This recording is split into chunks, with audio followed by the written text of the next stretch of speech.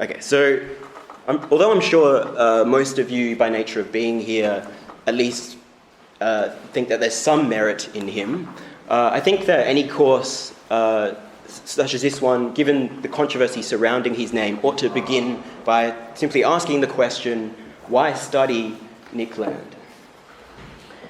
Okay, so, the reason we need to ask this is because, well, I think even the most dubious skeptic would at least concede that Land's earliest kind of writings on figures like Kant, Heidegger, and capitalism from the late 1980s to the early 1990s, at least Land's early writings did seem to promise a potentially brilliant philosophical career, albeit one that the skeptic would claim never came to fruition.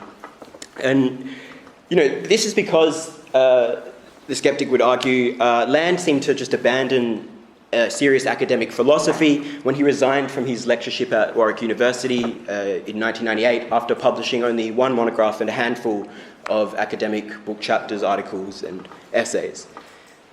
And, even when he was still a professor, this imaginary skeptic might argue, wasn't Land that madman who made such ridiculous and outrageous claims, such as to have returned from the dead, to have been mauled by a werewolf or a vampire, or to have time travelled from the future? And, the skeptic would argue that even Land's most philosophical or academic writing is actually still closer to science fiction, teeming as it is with cybernetic and cyberpunk jargon, more so than rational argumentation and scholastic rigour.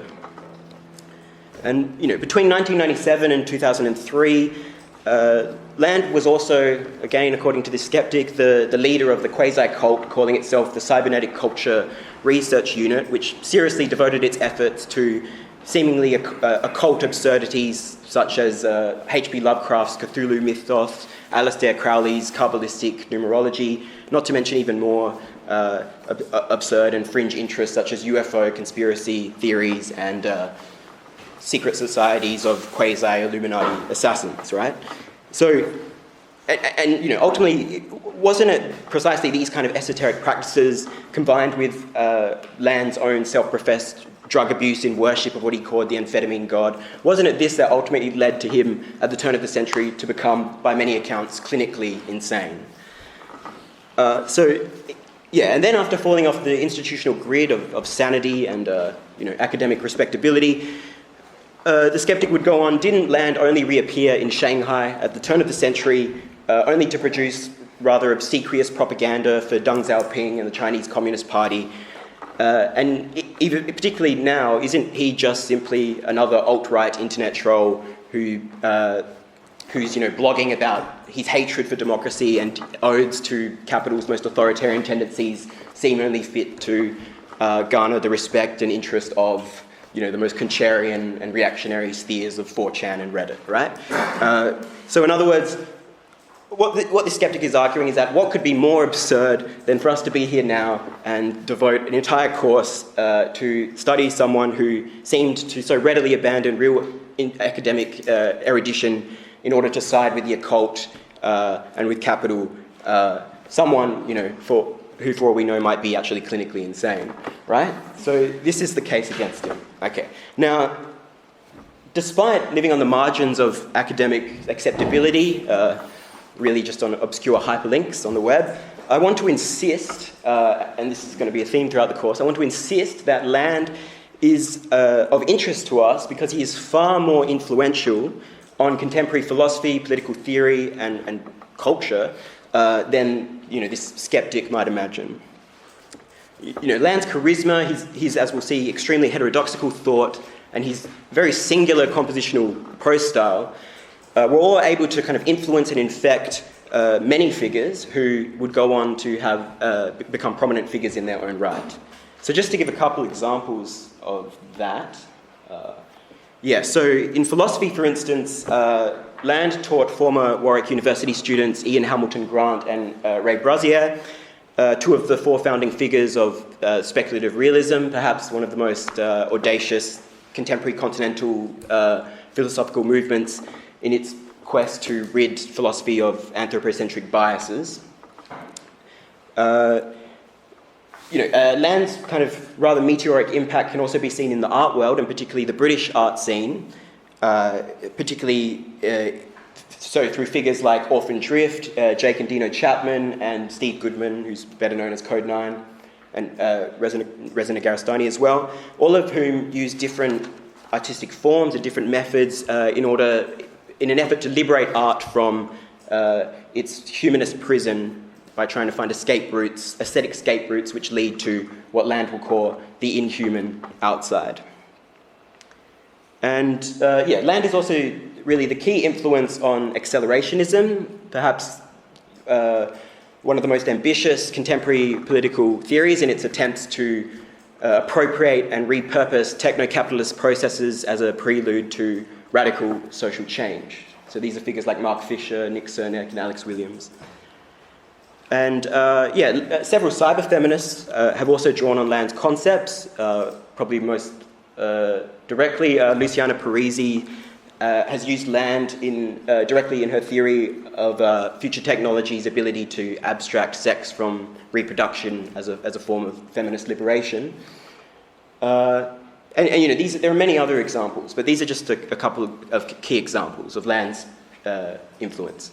So I think these are enough examples to glimpse that Land's shadow, as it were, stretches far and wide over the contemporary philosophical, political, and cultural conjuncture in which we reside. So I don't think it's any hyperbole for the British Ghanaian filmmaker and writer Codware Eshun to have claimed that Land is, quote, the most important British philosopher of the last 20 years. Now, of course, whether Land's influence is desirable or not is another question that we'll come to in time. Nonetheless, and as I said in the course description, what I want to insist is that, just as a canonical figure like Heidegger needed to be understood despite his flirtations with National Socialism, at the very least, because of his gargantuan influence on Derrida, Levinas, Merleau-Ponty, and other prominent French phenomenologists and philosophers, so too do we need to study Land as a symptom of the situation we're in, whether we like it or not, really. So, given that, what I want to do in this course is essentially trace the development of Land's thought from his very earliest writings in the late 1980s to his what is now called his fully formed accelerationist philosophy throughout the 1990s. And we're going to trace the development of Land's thought by, in each case, first looking at the major philosophical figures Land engages with before turning to see how Land sort of repurposes them, reappropriates them in rather creative and heterodoxical ways. In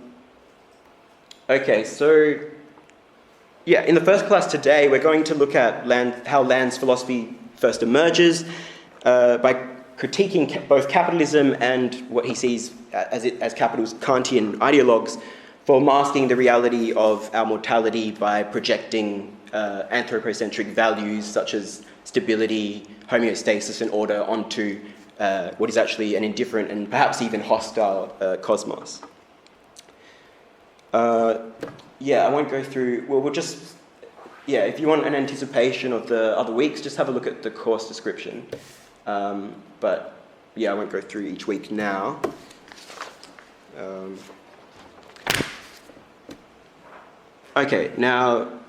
Just another sort of preliminary point. So, since we're going to be interested in Land as a kind of political or cultural symptom rather than as a person, I'm only going to provide the barest of biographical facts throughout. And in fact, to do more than that, to focus on Land's biography would actually betray the subject matter of Land himself, because Land quite consistently dismisses the notion that a thinker's thought can be reduced to their psychobiography. He says in an interview, "I have always absolutely detested the human cognitive effort devoted to trying to turn a final form of anything into a psychobiography." So, in Land's view, what motivates Land's own thought more so than the memories of his own life, his own subject history, is what lies outside of life altogether, which is to say, death, non-being, nothingness. So Land goes on, death is no longer a speculative problem for me, but a memory belonging to something else, a vestige upon zero. Crouching deeply broken in this life, which has become the vestibule of an unbearable but delicious horror, I supplicate myself to nothing and offer up the sacrifice of these words to death. In his only book, well actually he's just started releasing another book, but in his only completely published book to this day, The Thirst for Annihilation, published in 1992, there Land also claims that his true ancestors, his true influences, are not so much, people in his life or even his intellectual influences like Deleuze or Bataille. Instead, his true ancestors are, as he puts it, vagrants, whores, and killer minds. Basically anyone whose mind has been melted by the irrational, the perverse, the base, the animal, and the inhuman. And in the book's bibliography, Land also notes, on the slide, more important by far than most of these names like Bataille and Deleuze, have been the saints, shamans, werewolves, vampires, and lunatics with whom I have communed, and whose names are absent from this text, even though their words have infested my own beyond extrication. Now, in particular, in that book, Land argues that his true mother, as he calls it, was bitten by a vampire in the wilderness, such that he inherited this vampiric mother's cancerous desire, which thirsts after what Land calls an unholy intimacy with death. Now, obviously, the mother about whom Land speaks isn't his own mother or any actual mother. It's simply the mother nature or origin of war, which is to say, as we'll see, the fanged Noumenon. Death itself, nothingness, right? And this is also what Land is getting at when he unabashedly compares himself to the Nazarene, to Christ, insofar as he claims both of them have returned from the dead. So I'm hoping we're beginning to at least see that some of the skeptics' kind of legendary mythical representations of Land actually have intellectual meat behind them. Okay, now, just one more preliminary thing, I think.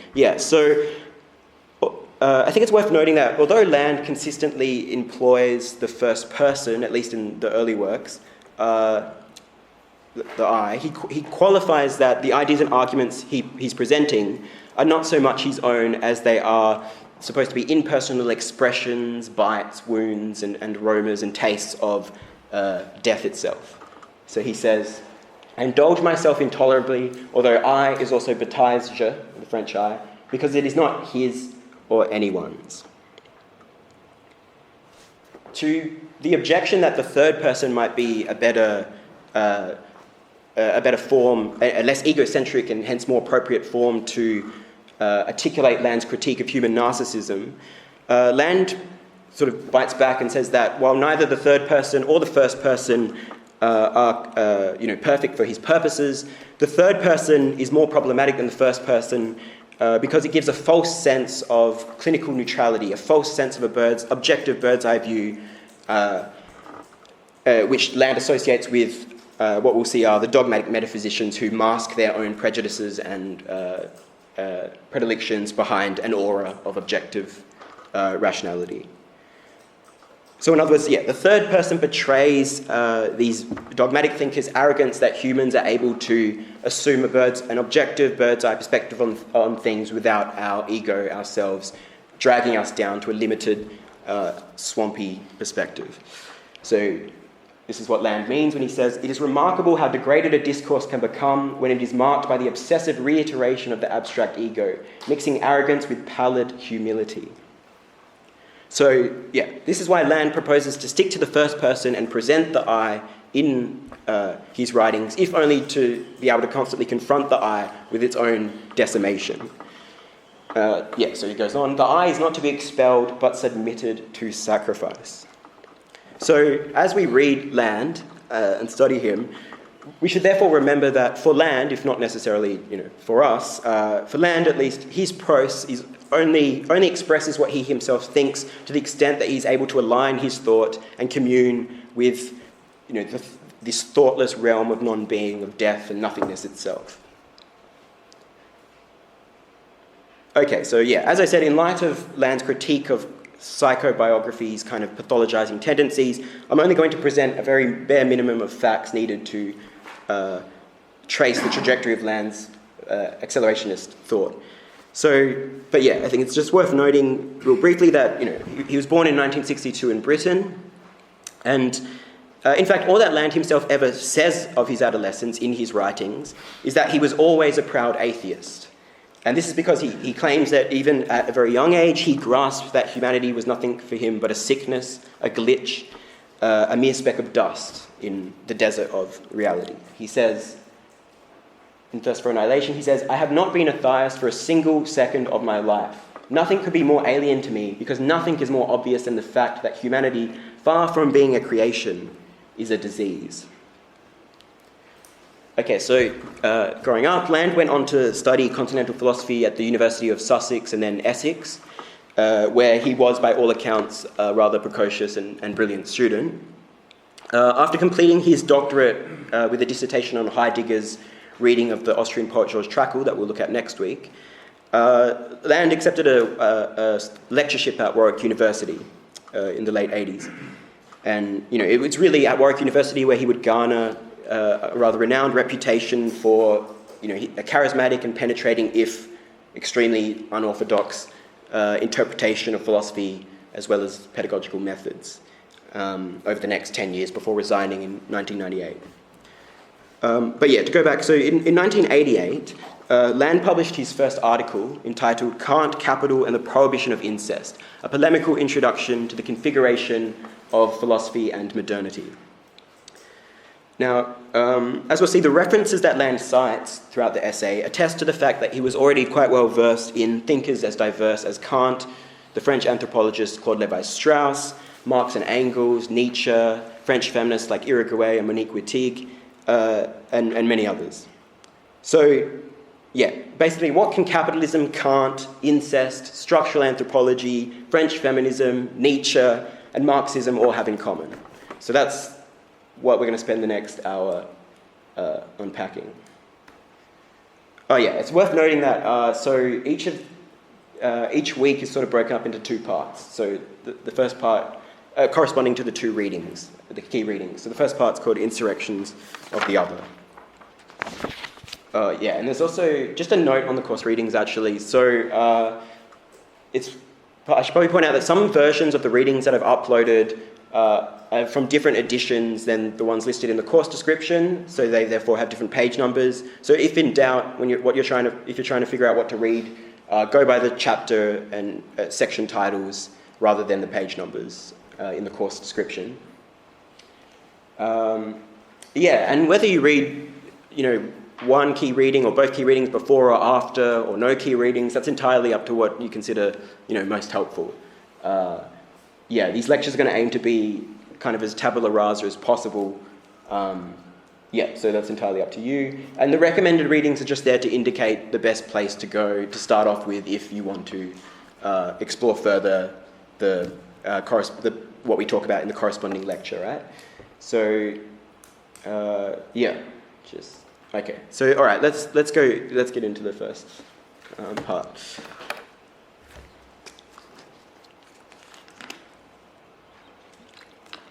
Okay, so Land begins the essay, Kant, Capital and the Prohibition of Incest.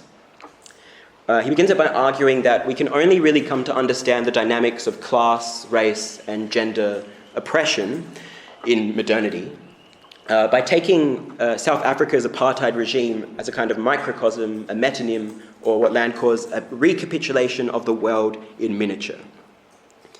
So, apartheid consists in an economic proximity, what Land calls an economic proximity of Africans to the white metropolis so that they can produce all of the wealth of that society, but also a political distance from the white metropolis by literally geographically excluding the Africans to segregated zones called Bantustans, where they therefore won't be able to contest and menace or partake in the wealth of the white metropolis. So, yeah, apartheid is based on both an economic proximity of Africans to the metropolis as well as a political distanciation.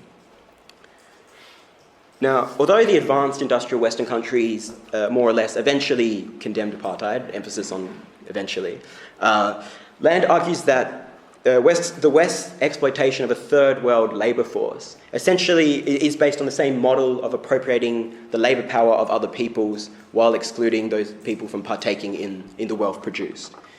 So he says, in the first point, the third world as a whole is the product of a successful, although piecemeal and largely unconscious Bantustan policy on the part of the global capital metropolis.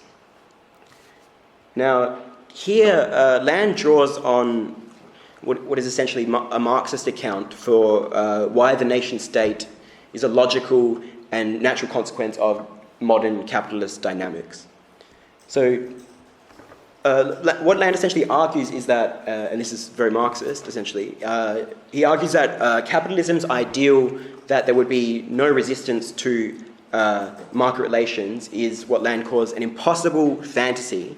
And this is because the very means for capitalists to generate surplus requires the exploitation of a proletariat, of a working class, which thereby incentivizes the working class to resist and overcome capital. So, it's because the capitalism can only accrue value based on exploitation that it can never be done with resistance to market relations. So, Land says in the second point, Marx's contention that labour trading at its natural price in an undistorted market equal to the cost of its reproduction will tend strongly to express an equally natural political refusal of the market continues to haunt the global bourgeoisie. So contrary to the view that capitalism melts traditional national borders into air, Land argues that capitalism reinforces the nation-state as a way to deal with this inevitable proletarian resistance. So the idea is that capitalism uses the nation-state to fortify essentially Western centres of economic wealth and political stability by geographically displacing the exploited working class offshore, where they cannot contest the Western centres, offshore to what was then called the Third World. So he says, the displacement of the political consequences of wage labour relations away from the metropolis is the fundamental condition of capital as nothing other than an explicit aggression against the masses. So the idea is that given that the division between capital and labour comes to be expressed through national borders and national lines, but specifically the division between capital and labour comes to be expressed between the division between the West and the Third World. For Land, then capitalist exploitation winds up having an essentially racial, nationalistic character. So along with the nation-state and the kind of nationalism and racism it foments, Land also sees women's oppression as the other central pillar for modern capital's smooth functioning. And again, Land draws on an essentially Marxist view of women's oppression, which is, I think, best articulated in Engels' book, Friedrich Engels' book, The Origins of the Family, the State, and Private Property. So in this book, Engels essentially explains how in primitive communist societies, prehistorical societies, or what Engels called primitive communism, everyone essentially more or less collectively produced, appropriated, and consumed the products of their labour each day, but importantly, without being able to produce a surplus beyond what the tribe needed to eat, consume, and so on to reproduce their labour each day. And so the key thing is that it was a relatively egalitarian mode of production. And so consequently, because the mode of production was generally egalitarian, this was reflected in the family kind of social relations under primitive communism, whereby all parents essentially treated all children as their own, because of widespread sexual promiscuity and therefore the inability to determine what children biologically belong to which parents. So with the Neolithic revolution in agriculture, metallurgy, and the domestication of animals, however, a surplus beyond what was needed to reproduce the tribe's labour each day was at last generated. And so it was not long before what Engels calls a warrior or priestly class was able to emerge by appropriating the surplus without producing any of it themselves in what Engels refers to as the origin of the first class societies. Now, here's where women's oppression comes into the picture. So, to ensure that the new ruling class's property was passed down to their own family line, monogamy, Engels argues, came to be enforced such that women could only have sex with one man, and hence the patriarch's blood heirs could be definitively determined. And so Engels calls this moment, the institution of monogamy, the world historic defeat of the female sex.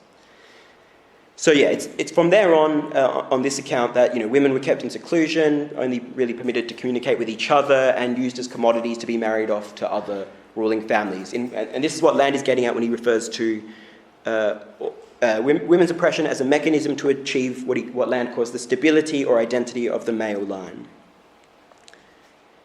So what Land's Marxist readings of both women's oppression and nationalism reveal is that capital is not the transgression of traditional patriarchal and xenophobic relations in favour of what Land calls exogamic relations, which means relations with other groups, outsiders, others. Instead, capitalism, on Land's early reading, intensifies and augments prohibitions on exogamy, and Land symbolises this through the incest taboo. In this quote, he says, "When we discuss capital in its historical concreteness, we are simultaneously discussing a frustration of the cultural tendency of human societies towards expansive exogamy. Capital is the point at which a culture refuses the possibility which it has itself engendered of pushing the prohibition of incest towards its limit." Okay, so the idea is that, while capital, obviously, as we've seen in Engels' account, capital didn't create racism and sexism. They only continue to exist and be prominent because of their use value for the fortification of capitalist property rights, essentially. So for this young Land, it's only if we come to grasp how capitalism depends on women's oppression and the nation state that we can actually understand that fascism's essential nature to hate the ethnic other and to hate the emancipated woman is not a kind of perversion of capital, but it's actually capital's direct and logical extension.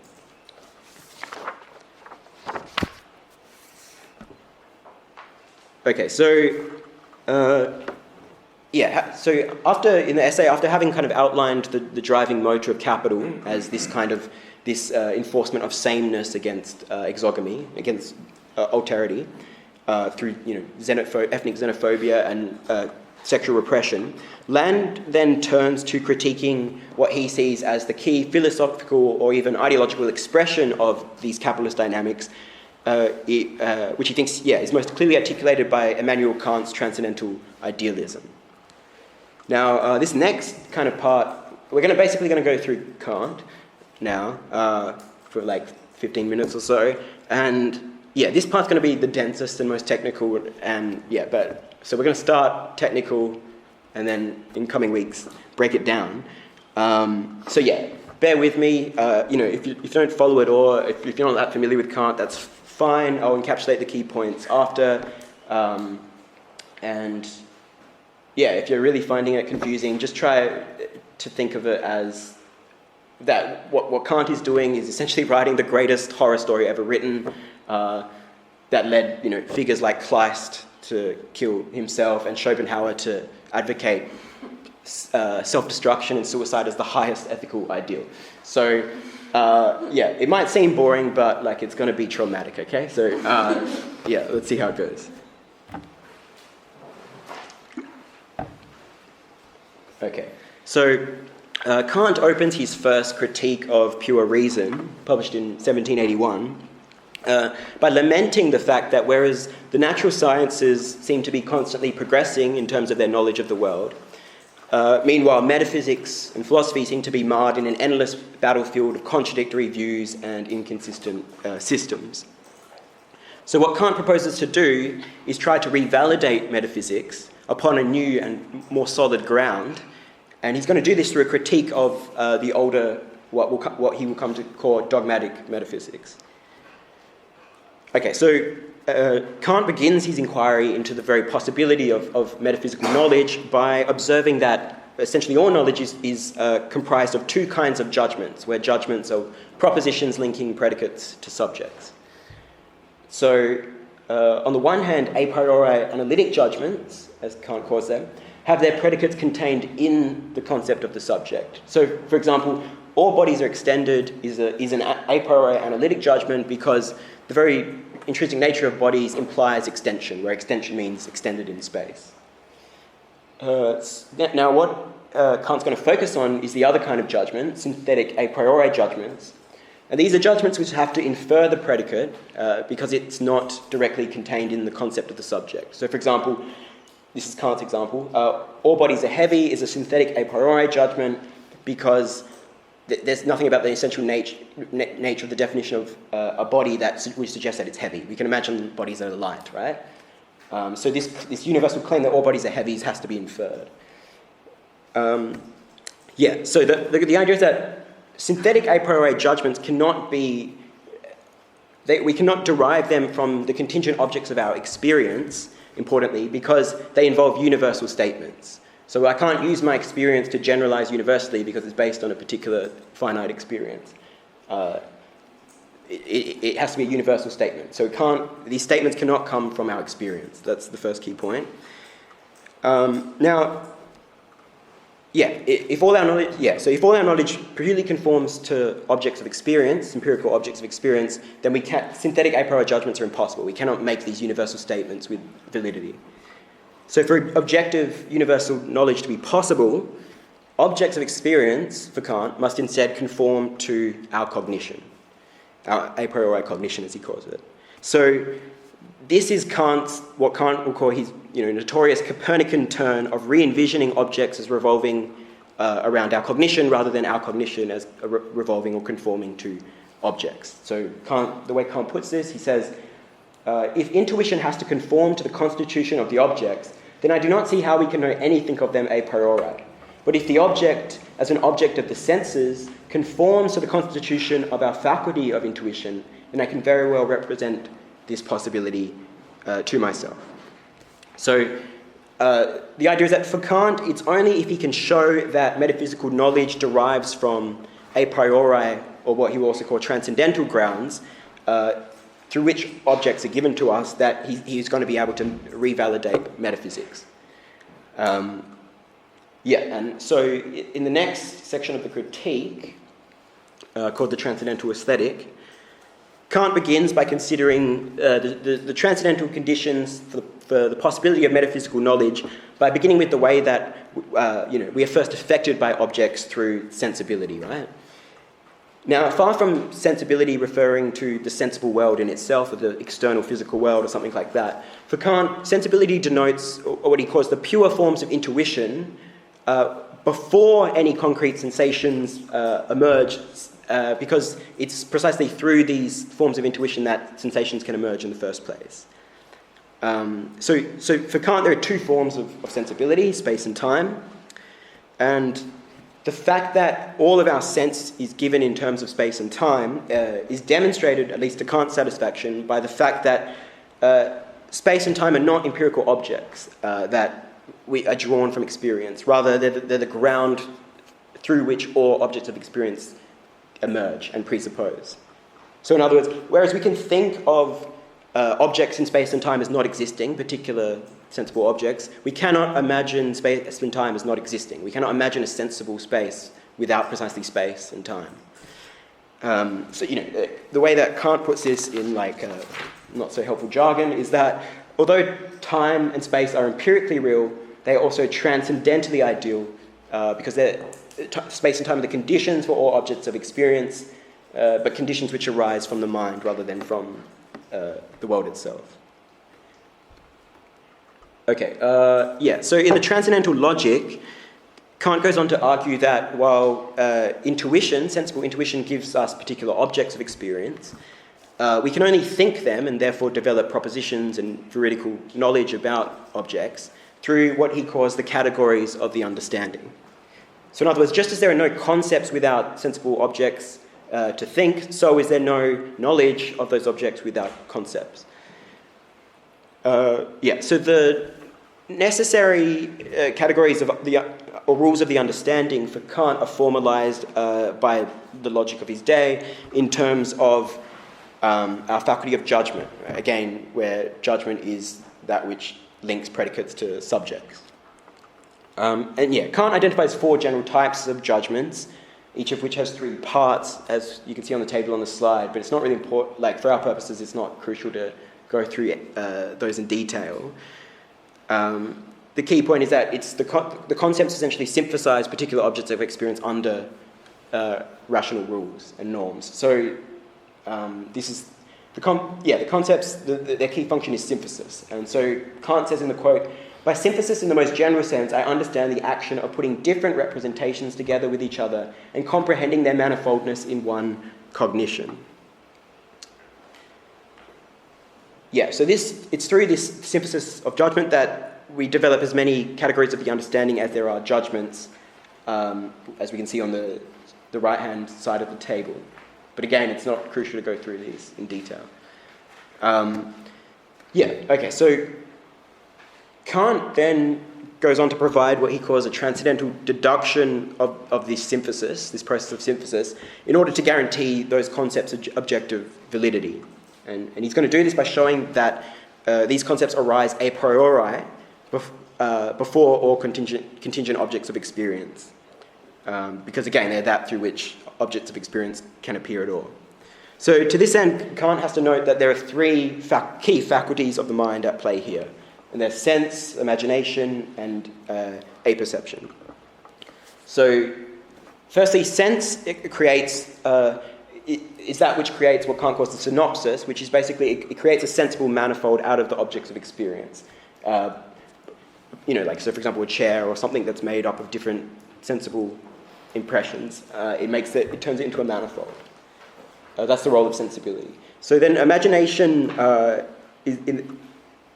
imagination is what then marks the synthesis of that sensible manifold under one of the a priori rules of reason. And finally, apperception is simply the transcendental unity that unites both the manifold and the concepts of reason under the grasp of the imagination. So, Kant particularly focuses on this last point of apperception. And so the way he describes it is, it is this apperception that must be added to the pure imagination in order to make its function intellectual, for in itself the synthesis of the imagination, although exercised a priori, is nevertheless always sensible, for it combines the manifold only as it appears in intuition. That's pretty brief and dense, but the key point is that it's through this transcendental deduction's kind of threefold synthesis that we arrive at the objective validity of the categories of the understanding, because they're shown to be not empirically inferred from objects of experience, but given to us a priori, as the conditions for the possibility of all experience. Okay, so in the analytical principles, the next section, Kant then details the way that judgments subsume things under given rules in terms of, or categories of the understanding, in terms of what he calls transcendental schema. So transcendental schema are the parts of judgment which apply pure concepts to particular sensible intuitions. In other words, the schemas are that part of the imagination or judgment that turn a sensible image into a concept by relating that image to some kind of category of the understanding. So, the schemas are that which mediate between purely sensible images and a priori concepts.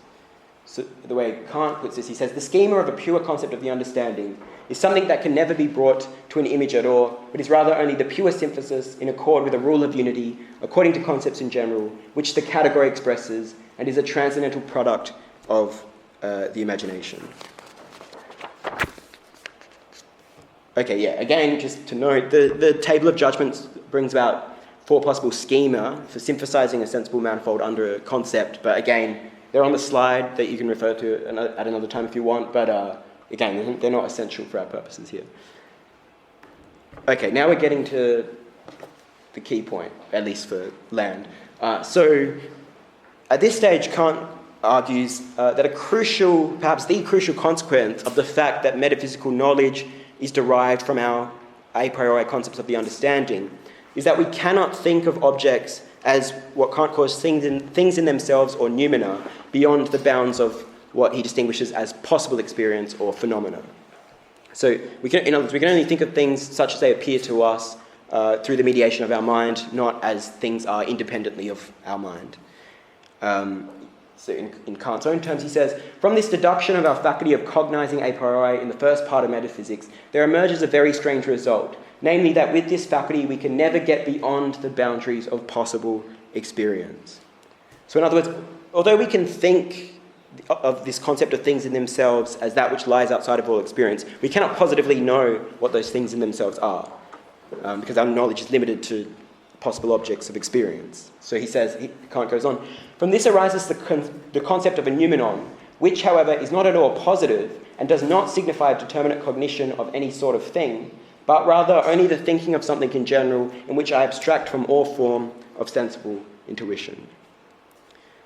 So the noumena is purely a negative concept, limit concept. But at the same time, Kant does note that the noumena serves a positive function of acting precisely as a limit concept beyond which we cannot stretch our knowledge without falling into an illegitimate misuse of it. So he says, the concept of a noumenon is therefore merely a boundary concept in order to limit the pretension of sensibility. Okay, last section of the first critique. In the transcendental dialectic, Kant gives a couple of examples of how we can essentially avoid falling into the illusion of thinking beyond the bounds of possible experience, of illegitimately thinking the noumena. So, and more precisely, Kant identifies three types of ideas beyond the bounds of possible experience. And they're, firstly, in three different fields of psychology, cosmology, and theology. So firstly, psychology makes the mistake of thinking beyond the bounds of possible experience if it thinks of all of our experiences in terms of some kind of noumenal soul or I or substance. And cosmology does this when it thinks of all of the appearances or objects of appearances as cohering around an external world in itself. And theology also makes the same mistake, obviously, when it thinks of everything as the result of some kind of God. So focusing first on... So when psychology thinks beyond the bounds of possible experience, Kant says that this misuse generates four paralogisms, as he calls it. All of the four paralogisms of psychology make the same mistake of misrecognizing conditions of experience, conceptual conditions of experience, as things in themselves. The four paralogisms lead us... the four false inferences that psychology makes for Kant are that it thinks that the soul is an actual substance, that its quality is simple, it has a unity over time, and it can relate to objects in space. Now, I won't go through all of them, but just to give one example of how psychology falls afoul here. The first paralogism essentially makes a mistake of attributing a real existence to the soul as a substance, when in fact this substance is not inferred from experience or an external world, but it's just the substance is just derived from the very concept of substance. So in other words, it's using what is just a concept of substance in order to actually talk about what is supposedly a substance in itself, an actual, real existing substance. So, in Kant's own terms, he says, we have not grounded the present proposition on any experience, but have merely inferred from the concept of the relation that all thought has to the I as the common subject in which it inheres. All of the other paralogisms essentially make the same mistake. So I'm not going to go through all of them, but we'll just move on to the mistakes of cosmology. So, Kant then considers what he calls four antinomies, which are generated by applying pure reason to try and explain a world in itself. So, what Kant essentially does to show the error of pure reason here is he shows that pure reason can generate four theses about the world, but pure reason can also generate four antitheses which contradict those theses. And given that reason is capable of presenting four propositions as well as four other propositions that contradict the first four, then we cannot use pure reason to definitively affirm anything about the world. Again, just to give one example, if you just look at the second thesis. It's probably the simplest. It states that, so the initial thesis is that every composite substance in the world consists of simple parts. So for example, I'm a composite substance, I have different limbs and so on, so maybe I'm composed, and eventually atoms as well, so maybe I'm composed of simple parts. And the proof for this is that we cannot imagine a composite thing without simple parts, right? By the very definition of a composite thing, it's made up of parts. But we can imagine simple things without composites. So that's the thesis. But then Kant shows that reason can also establish the antithesis, which is that no composite thing in the world consists of simple parts. And so the proof for that is that even if we picture a simple thing has to exist in space, and therefore it is a composite with space. It's a part of space. So again, this precise reasoning is not important. The key point is that pure reason is able to generate this contradiction or this antinomy.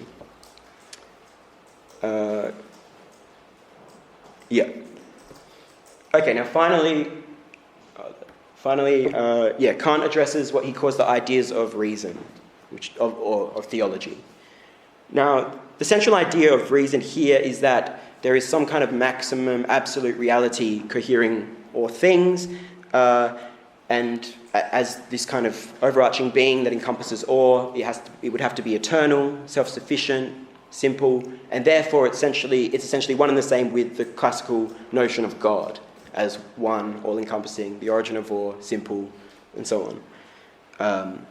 So what we're dealing with the ideas of reason is God, this idea of God.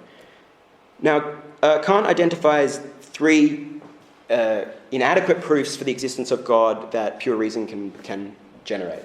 So again, just to give one example, if we just look at the second cosmological example, it essentially argues that if something exists, something finite, like myself or anything, then a God must exist as a necessary being in order to guarantee that finite thing's existence. So, the way this is normally done in medieval philosophy, like Aquinas or someone like that, is that there's a finite thing cannot get its existence from itself because it's finite. So that requires a cause. But if its cause is also finite, say a parent, like a father or mother or something, that's also finite. So that might be able to cause one finite thing, but that requires another cause because that is also finite. So in order to avoid this infinite regress of finite causes generating finite things, we have to posit an infinite cause, something that is eternal because it gets its existence from its own essence and it grants existence to all finite things.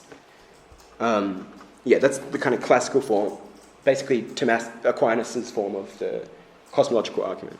Now, the key point anyway is that Kant dismisses this argument because it relies on causality to move from particular empirical things, finite things, to some kind of supersensible God. But the problem with this is that causality is merely a category of the mind. It's a concept of the understanding. So we cannot use it to invalidly infer from appearances to a thing in itself, a supersensible being. This is what Kant says. The way he puts this is, the principle of causality has no significance at all and no mark of its use except in the world of sense. Here, however, it is supposed to serve precisely to get beyond the world of sense.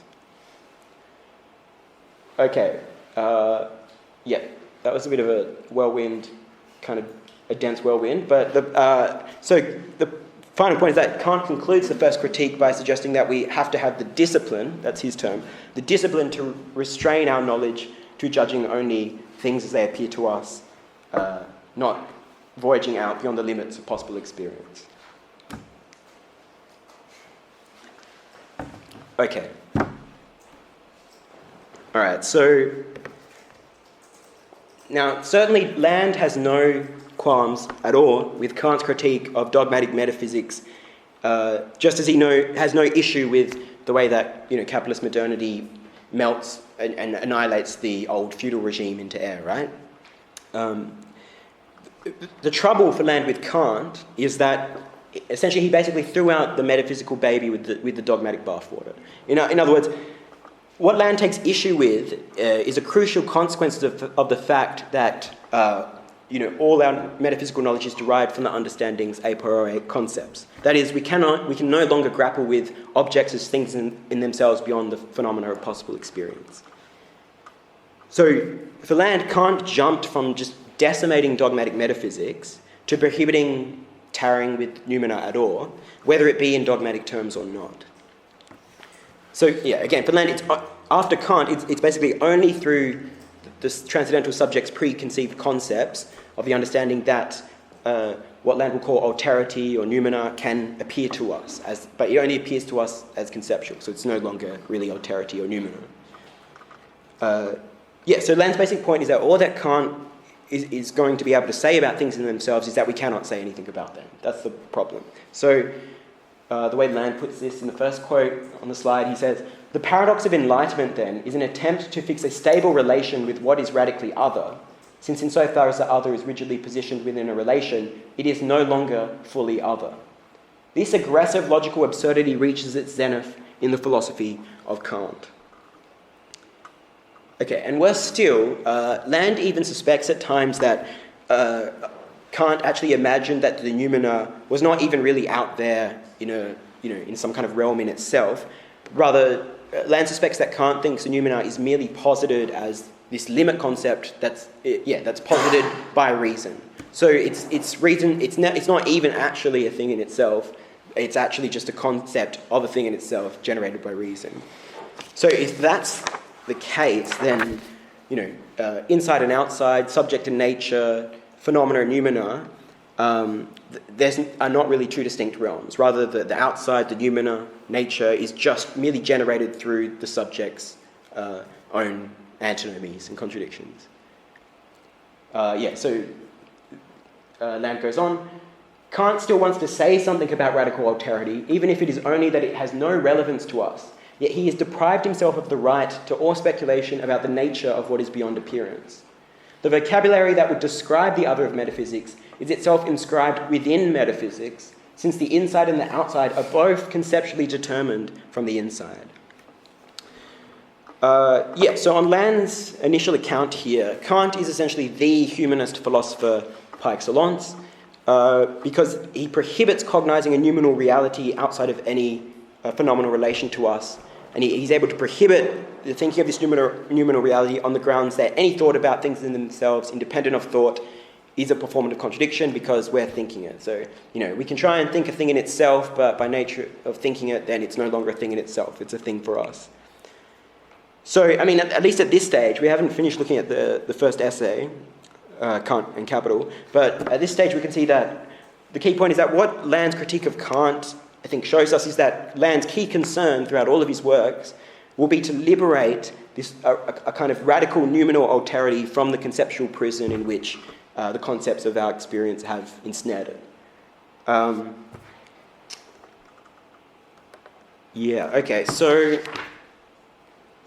Actually, we'll just finish off the Kant and Capital essay.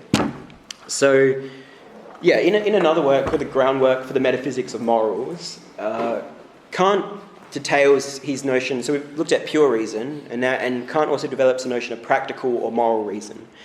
And he first, in The Groundwork, he first develops this idea of practical reason by asking simply, what does it mean for us to be good or to be moral? And he formulates it both negatively and positively. So negatively, he says that to be good cannot mean that we adhere to, we are good simply by chance or natural instinct or by self-interest because we think we're going to get some benefit from being good. All of these things aren't really being good for Kant, right? Instead, so that's what being good is not, just out of self-interest or by spontaneous inclination. Instead, and this is the positive definition, for Kant, good means having what he calls a goodwill, which essentially means that we both intend to act for the sake of the good and actually do act for the sake of the good. So, for the sake of the good as an end in itself. So, for example, I'm not... so just distinguish between those negative and positive definitions. If someone drops their wallet and I give them, or whatever, if I do any kind of good deed, and but I do that good deed because I think I'm going to get praised for it, that's not really being good. I'm only doing that good act as a means to my own benefit. So it has to be, a truly good will has to do the good as an end in itself. And so he says, if the good will cannot act out of just by chance or inclination or out of self-interest, then it's a duty to a law. This duty is not done necessarily out of self-interest, it's obliged. And it's a law, so the good will acts out of duty to the moral law, as Kant calls it. So that's the initial definition in the groundwork of what it means to be good. To have a good will that intends to and does act in order to fulfill our duty to a moral law. Now, in the second critique of practical reason, Kant goes on to argue that, and this is a bit of a rehearsal of what I just said in the groundwork, for the good to be beyond any particular self-interest, it has to be this highest and universal good of all, right? And this is, the highest good of all cannot be what Kant calls hypothetical esoteric, which again means a good which is good as a means to achieve some other good, because that's not the highest good as an end in itself, that's a good in order to achieve something else which is higher than it. So it's the highest good obviously cannot be as a means to another end, esoteric or hypothetical, as he puts it. Instead, the highest good has to be categorical. And this is Kant's famous categorical imperative.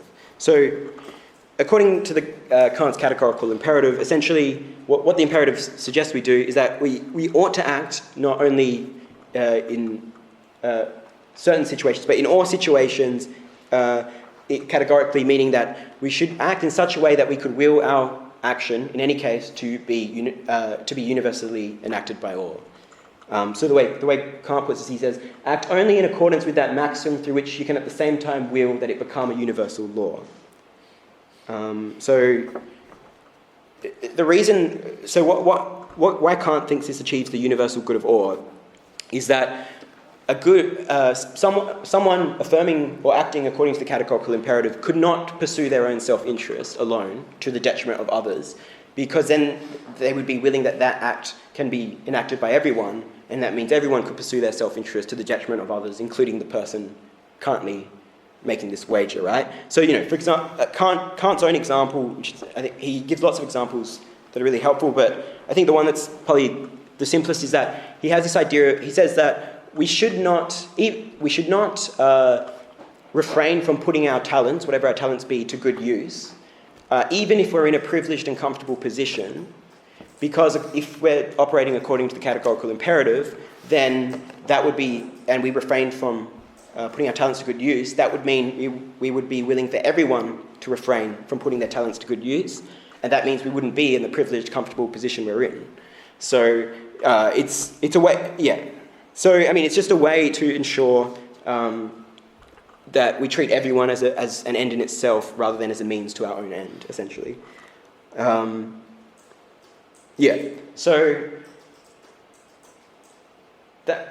okay. So as far as, and back to the land essay. Now, as far as land is concerned, in terms of the second critique, Land thinks the second critique is further evidence, essentially, that Kant's critical project only does away with, dogmatic theology and morality in order to make reason's categorical imperative the unconditional and essentially even dictatorial arbiter of all value and ethical action. So for Land, the second critique just merely strengthens the first critique's exclusion of a non-conceptual noumenal reality by prescribing that the law of reason must be affirmed and adhered to categorically, unconditionally. So Land says, the law of this empire is called the categorical imperative, which means a law stemming solely from the purity of the concept and thus dictated by the absolute monologue of colonial reason. Kant's practical subject already prefigures a deaf Führer barking impossible orders that seem to come from another world. Now, although Land acknowledges that it might seem ridiculous to label Kant a kind of fascist or Führer, notwithstanding that respected thinkers like Adorno, Horkheimer and Lacan have also compared Kant's ethics to that of the Marquis de Sade. It's actually worth noting that Kant himself first defined his critical project at the beginning of the first critique in political, even violent terms, as a battle in the war of metaphysical ideas, right? So Kant says in the second point, in metaphysics we have to retrace our path countless times because we find that it does not lead where we want it to go, and it is so far from reaching unanimity in the assertions of its adherents that it is rather a battlefield.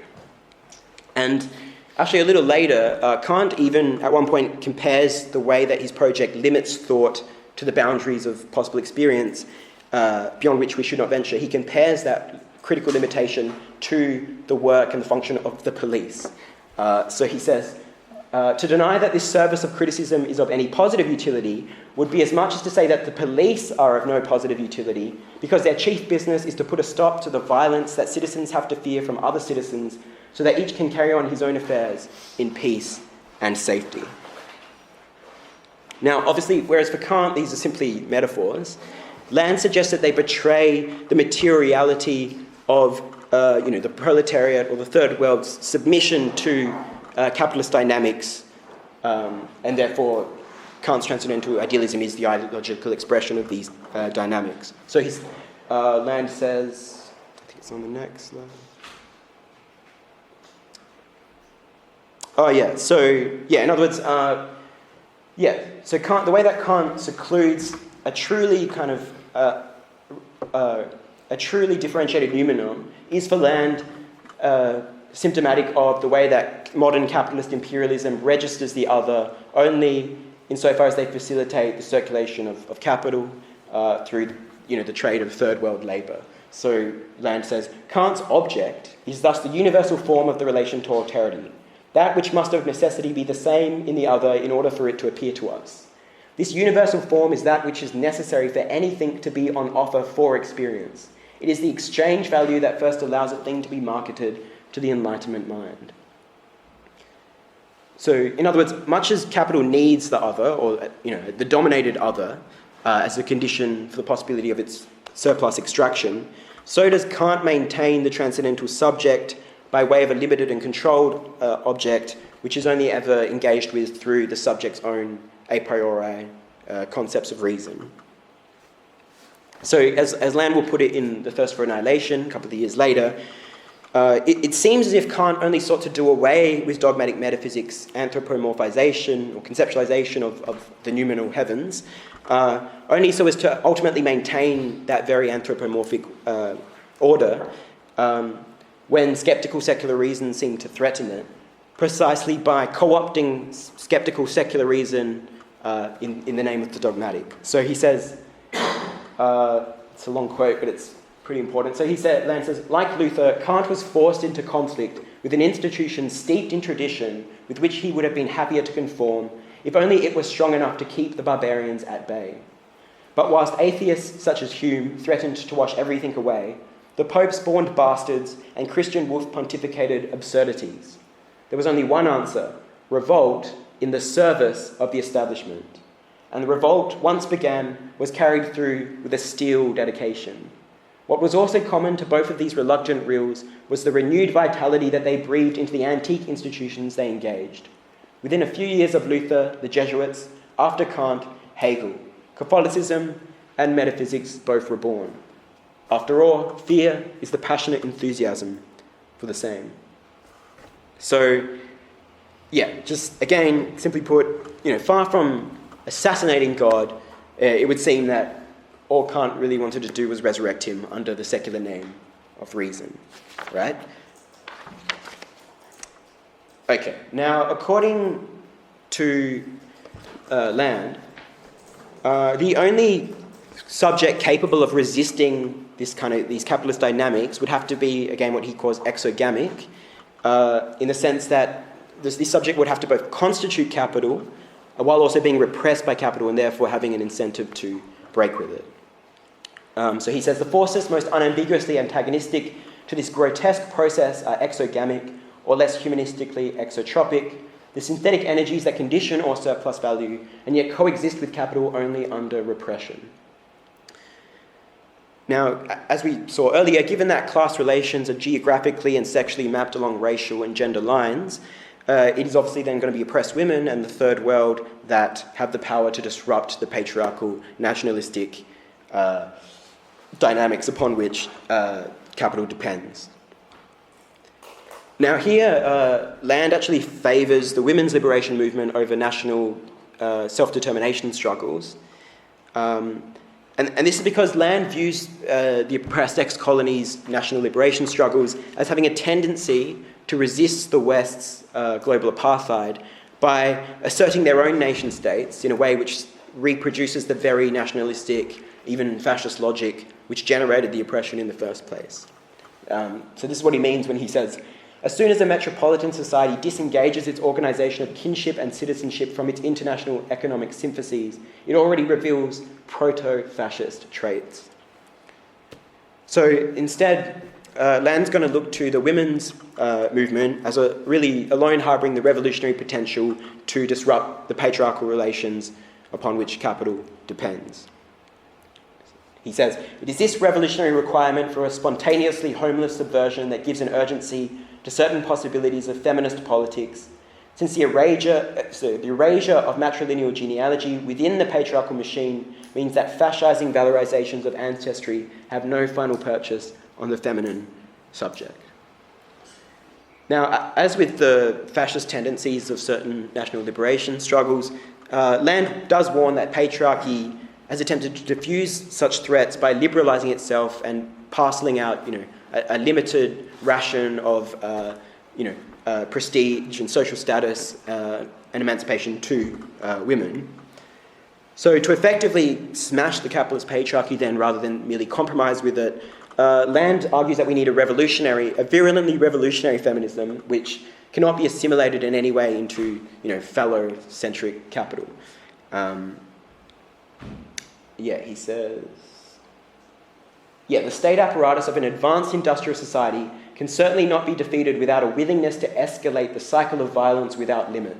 It is this harsh truth that has deflected Western politics into an increasingly servile reformism. Okay, now more precisely, Land looks to the militant radical feminism pioneered by Monique Wittig. So, just to really kind of summarise her key point. So Wittig's basic insight is that liberal feminism is compromised in that its heterosexuality means that it still maintains relations with men in such a way that it can be recuperated by husbands, brothers and fathers. So to truly dismantle the rule of men, Wittig argues or advocates for a lesbian society that is irrecuperable to patriarchal society in that it is devoid of compromised heterosexual relations with men. So this is Wittig's own words. She says, that which makes a woman is a particular social relation to man, a relation that we have at other times called servitude, a relation that implies personal and physical obligation as well as economic obligations, a relation to which lesbians escape by refusing to become or to remain heterosexual. So, for the young Land, in his first essay, the conclusion is that it is only lesbian warrior women that have the interest and capacity to bring down the police state of colonial reason, right? This is the conclusion. Okay. All right, we're going to move on to the Delighted to Death essay now. So so Delighted to Death, it's the 1991 essay. So here, Land in many ways completes his diagnosis of Kant by looking at the third critique, the critique of judgment. And it's in this third critique where Kant proposes to address how free moral agents that the free moral agents that he studies in the second critique are able to emerge out of a world operating according to mechanical laws as studied in the first critique. To bridge this gap between free moral agents and the mechanical laws of nature, Kant draws upon what he identifies as a third power of judgment. And so he's interested in the faculty of judgments, a priori principles, because he thinks they're going to be a middle term, a bridging term between freedom and the mechanics of the concepts, or theoretical and practical reason. So, according to Kant, the a priori principle of our judgments cannot be derived from the categories of the understanding that we've looked at, or the practical moral ideas of reason, because judgment doesn't actually have a concept of its own. Judgment is merely a faculty for subsuming things under concepts, right? But at the same time, without an a priori principle governing the power of judgment, judgments couldn't be universally valid.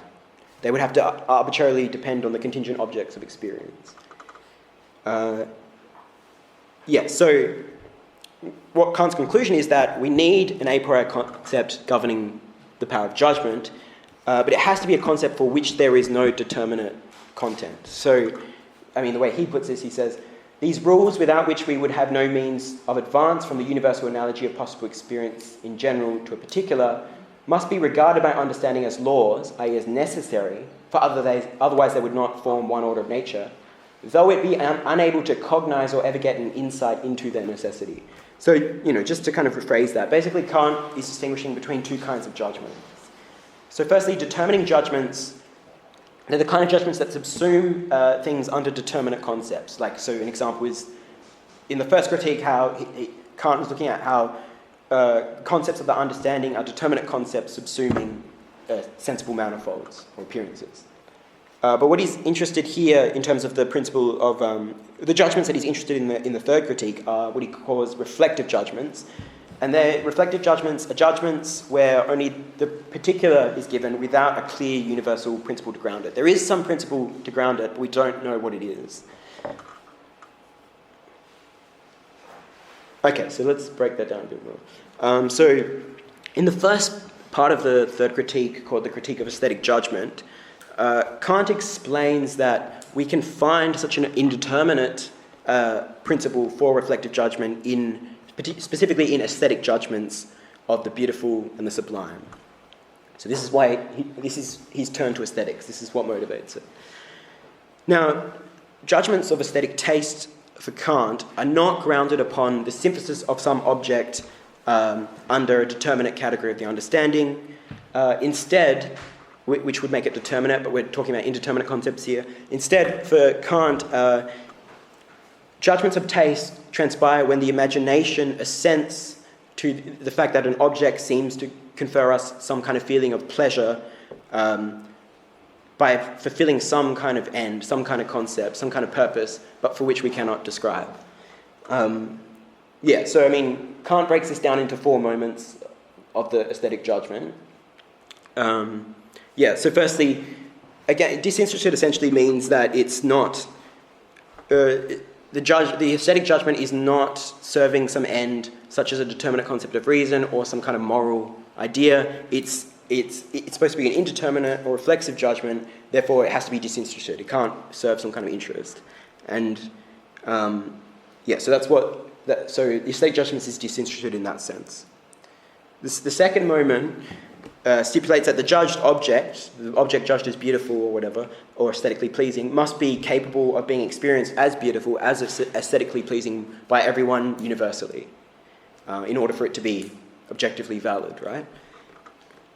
The third moment states, again, this is kind of repetition, but that the concept that we imagine is grounding our aesthetic judgments, determining our aesthetic judgments, is serving some kind of purposiveness, but it's a purposiveness or an end for which we don't have a determinate concept again, right? So this is Kant's famous purposiveness without purpose.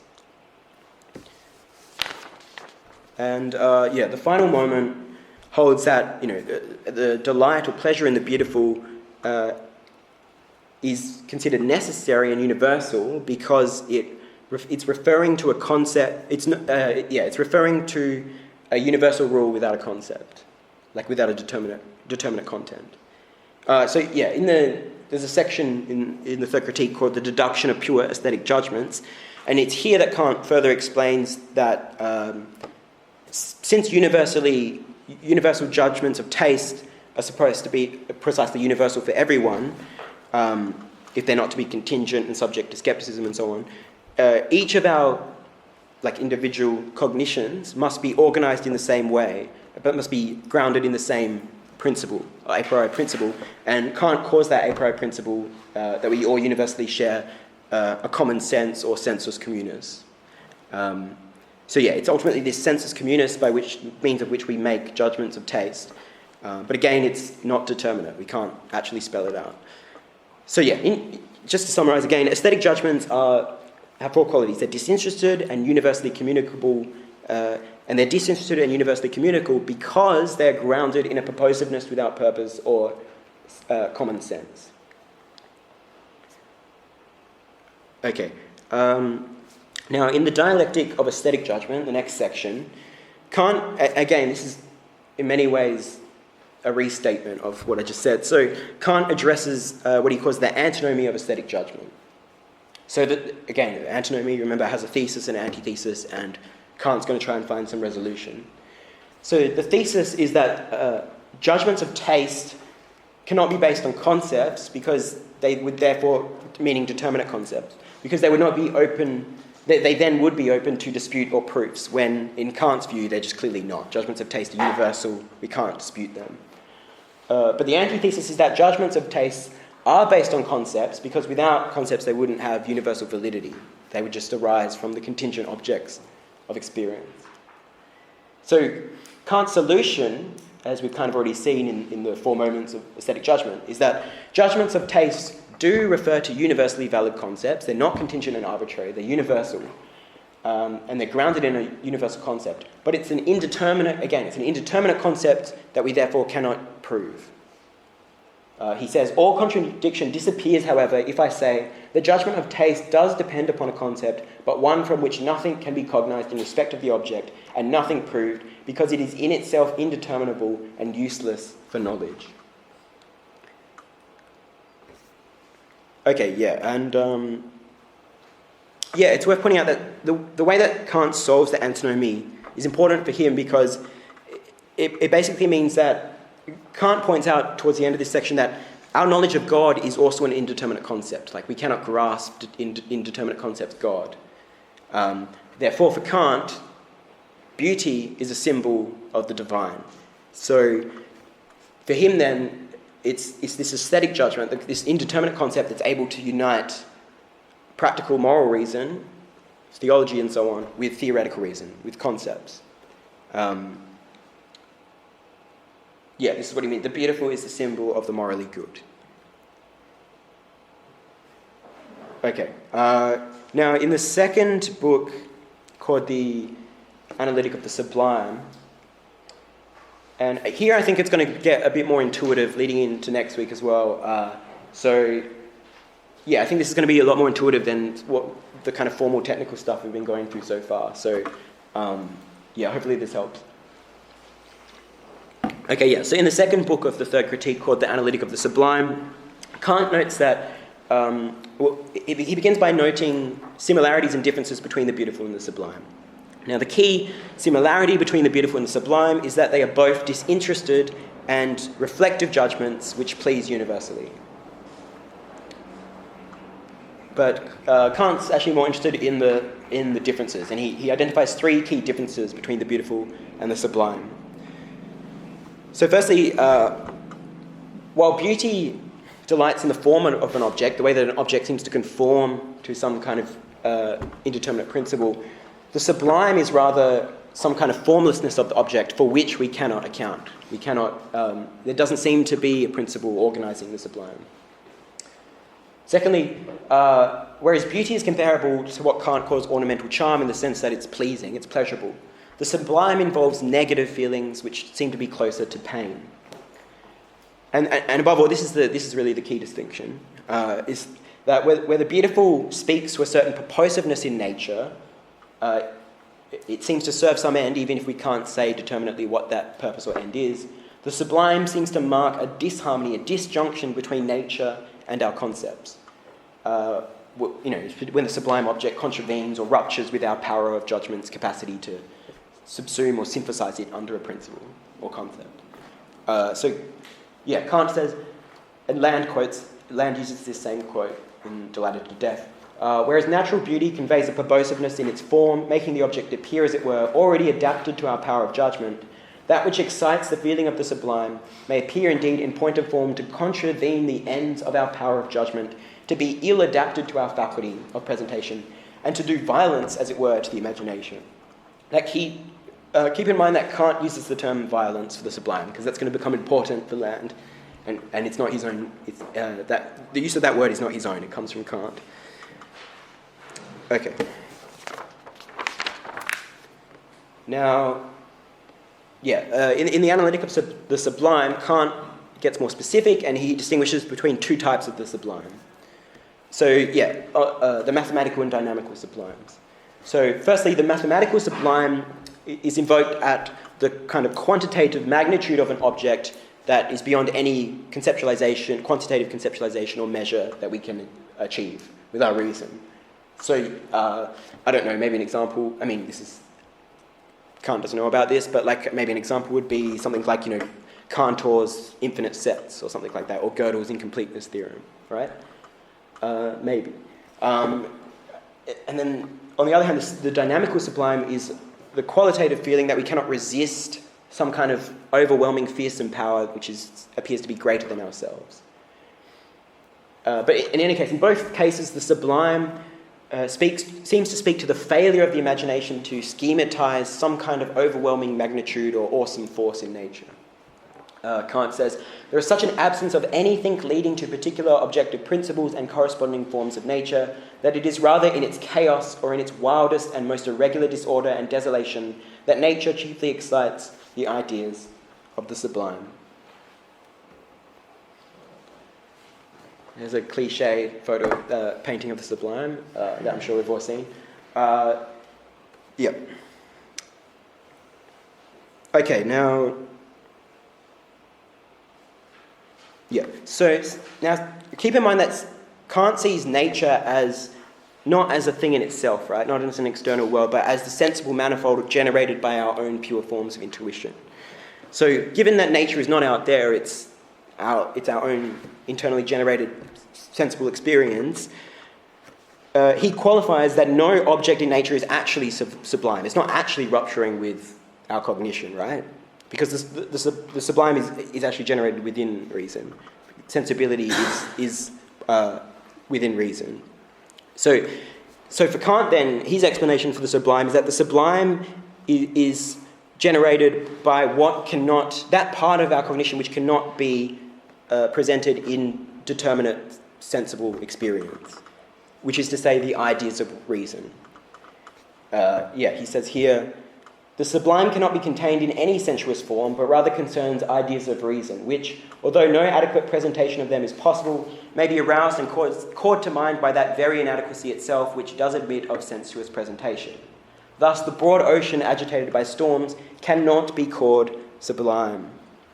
So, far from the sublime in Kant confronting us with, our helplessness or the impotency of reason before nature, it actually affirms our reason's preeminence above nature, which for Kant saves humanity in our person from humiliation.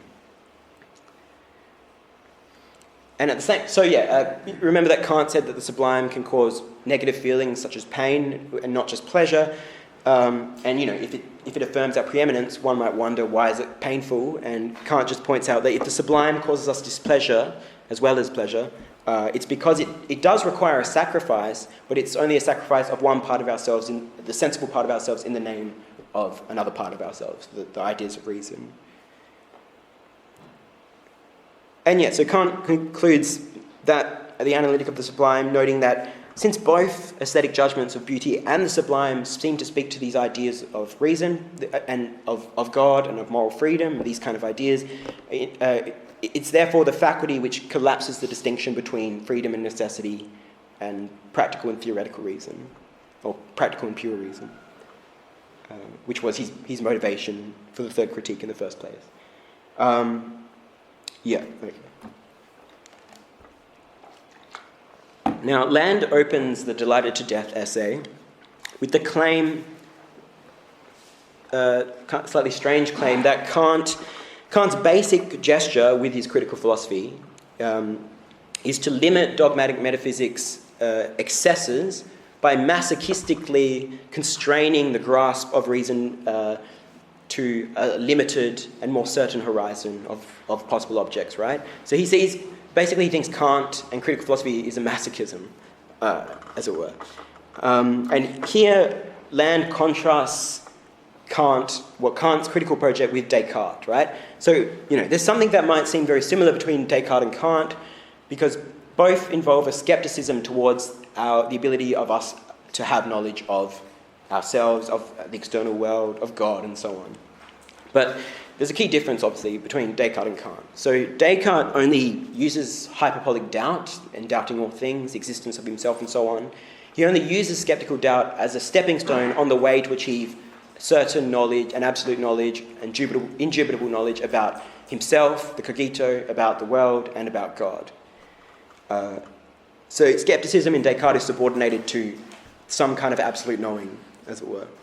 But on the other hand, Kant's critical method really does, the skepticism in the critical method is really used to truly renounce our pretensions to go beyond ourselves and think the absolute. So Land says, Kant steeled himself against the seductions of the whore of reason, pursuing an ascetic doctrine that he baptized critical philosophy. And Land gives another example of what he sees as Kant's kind of hunger for truth and the hunger for truth as involving some kind of joyful self-destruction or masochism or asceticism. And the other example he gives initially is that Kant was profoundly fascinated by the French Revolution. It's certainly, Land knows that Kant was critical of the revolution's violent excesses during the Reign of Terror, right? But in a strange kind of counter-reading of Kant's criticisms of the Reign of Terror, Land argues that since the Jacobins, the French revolutionaries, imprisoned free thinkers like Descartes because of what Land calls the mystical delirium of Descartes' atheism. So since the Jacobins are prohibiting these kinds of, imprisoning Descartes and these kinds of free thinkers, Land suggests that maybe Kant turned away from the French Revolution not because it was too violent, but because its bloodletting was not violent enough, right? It wasn't excessive enough. So he says, in the second point, it is equally possible to suggest that insofar as Kant turned away from the French Revolution, it was because its basically restrained and utilitarian secularism failed to quench his thirst for extinction. So Land uses just these initial examples of both the Kant's kind of ascetic critical gesture and Kant's response to the French Revolution to suggest that, quote, Kant is the first philosopher of intolerable pleasure, meaning that Kant is the first to really rigorously grasp the way that we can be truly delighted in death for some reason. Land says, uninhibited pleasure does not tend to the benefit of the organism, but rather to its immolation. Life is not consumed by death at its point of greatest depression, but at its peak. So Kant suggests that pleasure is the combustion of life, and we survive by smouldering. Now, here Land hasn't forgotten his earlier reading of Kant as capitalism's greatest ideologue either. Even in this essay, Land argues that Kant's asceticism, this kind of masochism, captures and other people have claimed this as well, like Max Weber. But Land argues that Kant's asceticism captures the very ethic of capital accumulation, whereby the capitalist must invest and sacrifice billions and billions of capital to invest in the productive forces in order to generate more capital, which is still not enough for the capitalists, but they must reinvest it again and again and again, constantly sacrificing billions without ever attaining enough in sort of aesthetic worship of, not God, but the invisible hand of the market. So, this Land says, it was Kant's genius to combine the saint with the bourgeoisie. He was not immune to the prevalent aesthetic practice of our age, accumulation. Only religion speaks the sort of language that could possibly affirm the conclusive loss of terrestrial pleasure, such as that which is represented by the subordination of consumption to the massing of productive resources.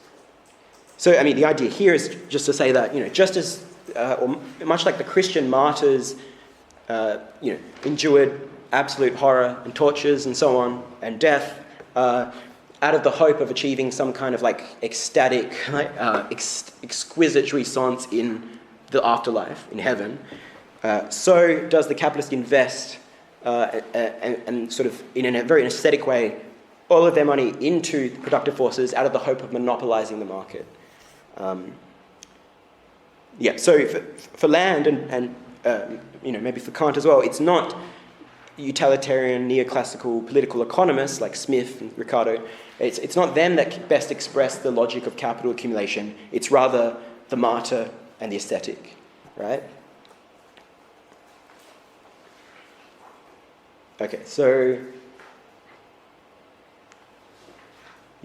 according to Land, the place where Kant best... So we've given some examples here, right? Like the logic, the masochistic logic of the critical gesture, Kant's fascination with the French Revolution, but Land's going to focus on the sublime because he thinks that it's in the analytic of the sublime that Kant best articulates this at once, religious and yet also modern idea that death can lead to a higher, truer life.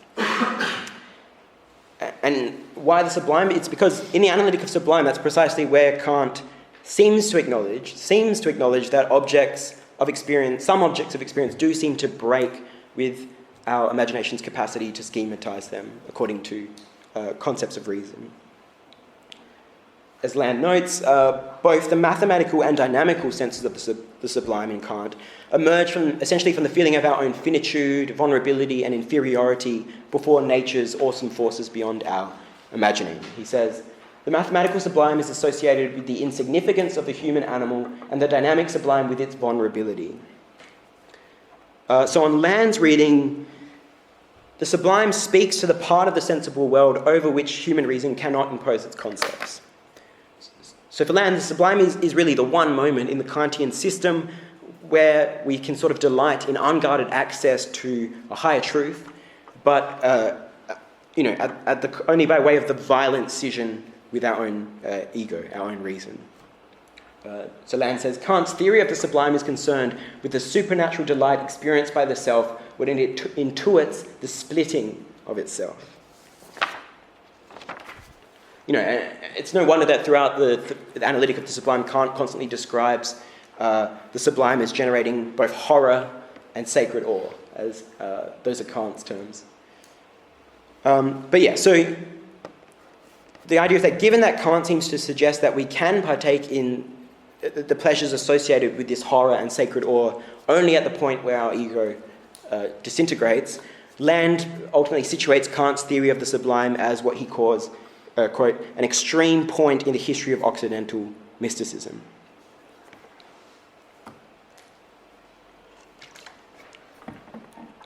Okay, now it's crucial to note that Land has not misread Kant's idea of the sensible objects of experience that the imagination cannot synthesize as the things in themselves.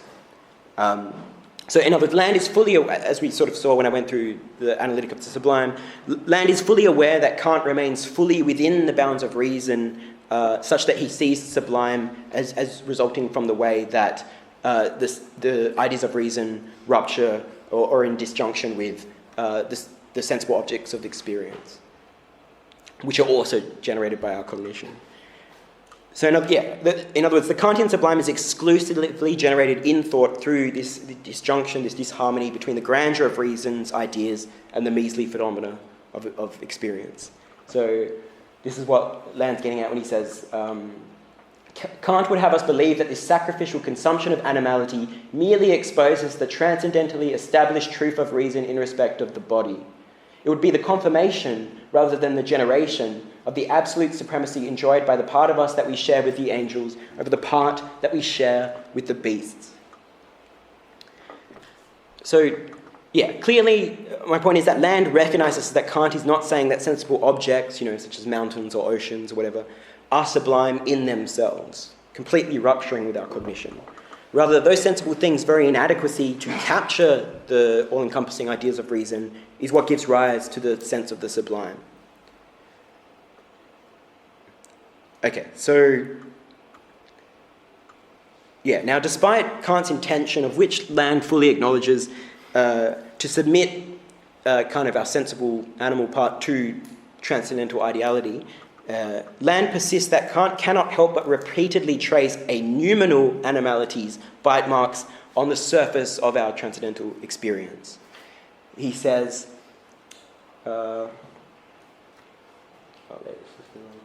It would be difficult to delineate the violent desire to consummate the purity of reason in the annihilation of animality more starkly. But this does not prevent Kant from elaborating upon these horrors for page after page. Okay, so what Land's, admittedly creative reading of the analytic of the sublime ultimately proposes to do is reevaluate the sensible animality that the imagination cannot synthesize as nothing other than nature, matter, understood as the thing in itself, the fanged noumenon.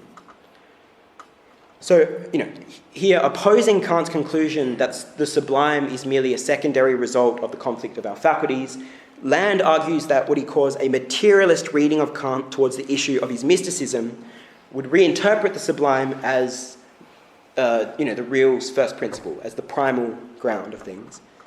Land says, it is important to begin with the sublime rather than aesthetic contemplation in general, and to read the sublime as generative rather than revelatory in its relation to reason.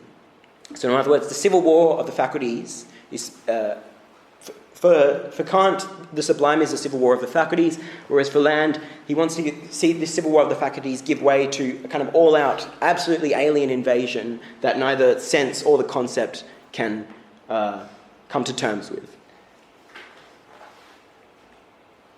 So if the sublime comes first, then reason, for Land, has to be seen as a secondary process that divides and distorts the sublime noumenon to constitute itself as the limited experience of merely possible objects. And according to Land, Kant himself unwittingly asserted the primacy of the sublime when he had to note how the imagination has to constantly do violence to sensibility to reshape it into in accord with reason, with the ideas of reason. So Land says, reason is something that must be built, and the site of its construction first requires a demolition.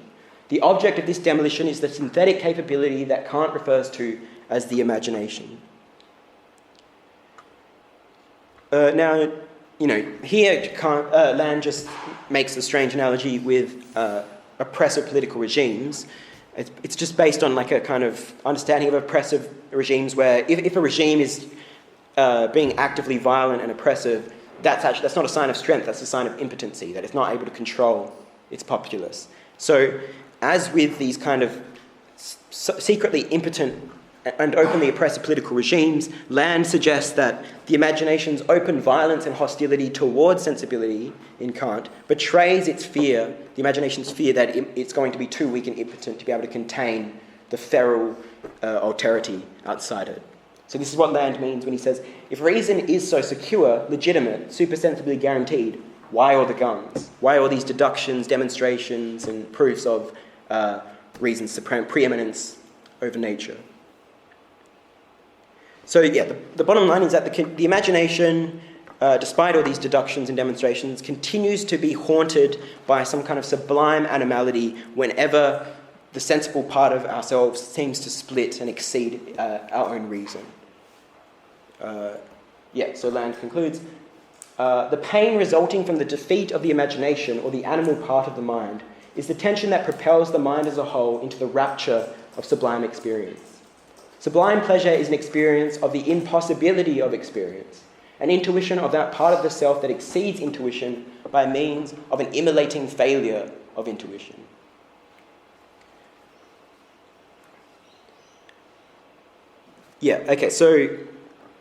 Just to conclude, so on Land's reading, the sublime marks this eruption of sensible animality that the imagination cannot subsume under the concepts of reason, and it's an eruption which nonetheless kind of evokes a certain perverse delight, a perverse pleasure at the splintering of our own selves in a way that kind of recalls the mystics' aesthetic communion with the beyond as their ego peels away. So now, seen through this kind of Land's mystical and materialist kind of rereading of Kant, the key point is that reason can only encounter, it sort of can encounter a radical alterity, but it can only do so through a violent rupture with itself in which it essentially feasts upon its own blood. So I think we've come to Land's closest to positive approximation yet of what noumenal reality is like in itself, insofar as he envisions a co-identity between matter and death nature and destruction, self-destruction, and being and non-being.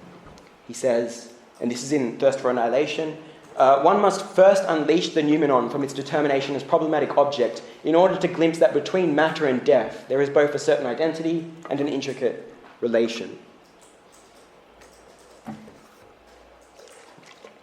Okay, now, even here, there's a really important, crucial sense in which Land wants to maintain Kant's transcendental method of critique. He doesn't think that he's doing anything other than transcendental critique, Land. But that's provided we understand transcendental critique to mean something like, the diagnosis of false projections of concepts of reason onto noumenal reality. So for Land, insofar as Kant enacts his critique of dogmatic metaphysics, anthropomorphizations, by prohibiting thought from going beyond itself, Kant still remains too dogmatic in a way, too egocentric.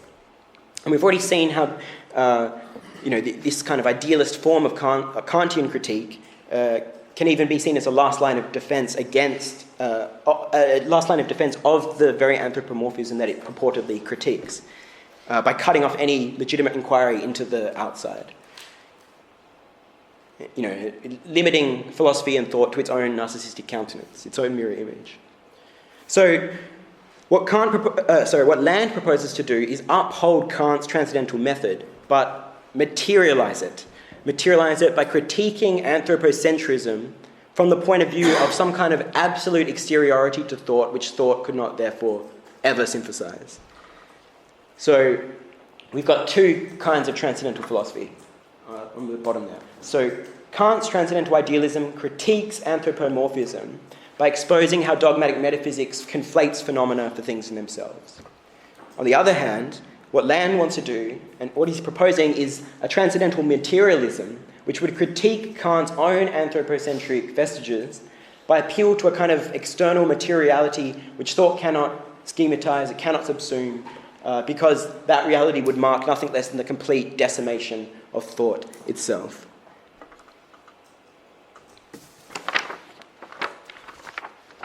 Okay, yeah, and this is already, Land's transcendental materialism is already exemplified in the way in which Land modifies Kant's analytic of the sublime, right? So instead of envisioning the sublime as a testament to the supremacy of reason, Land reevaluates it as an external reality which ruptures and decimates reason. So yeah, as we're going to see in coming weeks, the key idea is that by materializing the transcendental method, Land thinks he's able to continue Kant's critique of anthropomorphism, of dogmatic metaphysics, but include within this critique Kant's own anthropocentric residuals by appealing to, an external reality. Yeah, okay, so I think we can already, at this stage, at least begin to glimpse the germ of Land's own constructive project, which essentially means overturning Kant's idealism towards objects of experience or the sublime or the sensible by reconceiving nature's sublimity as a kind of primal noumena, and hence human reason as a secondary dissimulation and mutilation of that primal matter in order to constitute itself and its possible objects of experience. Okay, so just to finish, so next week, a lot of the Kantian stuff was real technical and formal, I get that. So next week, when we look at Land's critique of Heidegger's reading of Trakhl's poetry, it's going to be much more kind of intuitive, I think more commonsensical. So I think next week we're going to get a better grasp of what's going on here. But just to sort of seg into that, I think there's two images that are worth contrasting, because I think it helps us, again, gives us an intuitive sense of what's going on here. So in the first critique of pure reason, at one point Kant describes his transcendental idealism as having at least discovered what he calls an island of truth, of certainty, so long as we remain shored up on this island and don't seek to sort of voyage out into the stormy oceans that Kant associates with the noumena, with beyond the bounds of possible experience. So Kant says, "This land is an island, and enclosed in unalterable boundaries by nature itself, it is the land of truth, surrounded by a broad and stormy ocean, the true seat of illusion, where many a fog bank and rapidly melting iceberg pretend to be new lands, and ceaselessly seething with empty hopes the voyager looking around for new discoveries, entwine him in adventures from which he can never escape. Now, in a chapter in the Thirst for Annihilation called Fanged, Noumena, Passion of the Cyclone, I think Land nicely encapsulates his critique of Kant by juxtaposing this metaphor of the island of reason with his own metaphor of the cyclone. So, as Land notes, since records began in the 18th century, cyclones have killed millions of people as they accumulate energy built up over feedback loops and smash them against coastal towns and cities. Land's point is that, given that the noumenon, like the cyclone, comes from the sea, in Kant's metaphor, it comes from the sea only to reap death and destruction upon reason's islands of truth, it's unsurprising that Kant would have what Land calls a fear of the sea and seek to prohibit all expeditions by conceiving of the oceans as Land puts it, having no sense except as a failure of the land. Yeah, but despite the cyclonic catastrophe that these oceans, comprising notably most of the Earth's surface, despite this cyclonic catastrophe that they cause and can reap upon us, Land insists that what he calls Kant's terrestrialism is completely asinine, in that it amounts to, again, what Land calls a deliberate blindness towards death. Although death is obviously terrifying, Land argues that any true philosopher who sincerely loves wisdom, philosophia, will find some kind of sublime pleasure and sacred perverse awe by voyaging out to these noumenal seas, even as they threaten to sink us. So Land says, a dark fluidity at the roots of our nature rebels against the security of terra firma, provoking a wave of anxiety in which we are submerged until we feel ourselves drowning with representation draining away. So in other words, whereas Kant shores himself up out of a fear of mystery that he euphemizes under the terms like disinterestedness and discipline, what Land is going to propose to do is that we ride this cyclone to wisdom, even as it completely wrecks the Kantian coast, because riding the cyclone will be the fastest way to what this course is all about, which is unknown lands, right? So I'm going to leave it there, but yeah, so the rest of this course is going to be nothing but riding this cyclone, okay? So, thanks.